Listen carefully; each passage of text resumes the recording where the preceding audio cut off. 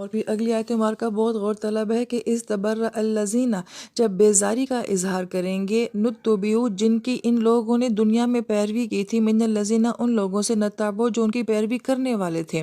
یعنی کہ انسان دنیا میں جن جن چیزوں سے محبت کرتا تھا، انہیں اپنا معبود سمجھتا تھا، ان کے ساتھ پاگلوں والا اور جنونی قسم کا تعلق رکھتا تھا، وہ سب چیزیں قیامت کے دن اس شخص سے بیزاری کا اظہار کریں گی کہ ہم نے تمہیں نہیں کہا تھا کہ تم ہم سے محبت کرو۔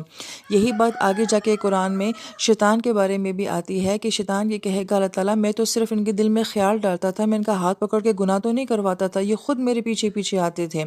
لہٰذا انسان اپنی ہر اس چیز کو جس سے وہ چاہتا تھا، جس سے وہ محبت کرتا تھا، یا وہ جھوٹے معبود، اس کی خواہشیں اور اس کے شوق، وہ سب جب وہ ان سے بیزاری کا اظہار کریں گے تو وہ کہیں گے کہ ورب العذاب، اور جب وہ عذاب کو دیکھیں گے وتقطعت بہم الاسباب، اور ان سے تمام اسباب کٹ جائیں گے، کوئی تعلق اس دن، کوئی محبت، کوئی جنون، کوئی دیوانگی ان کے اس دن کام نہیں آئے گا، تو اس دن ان کو بہت مایوسی ہوگی۔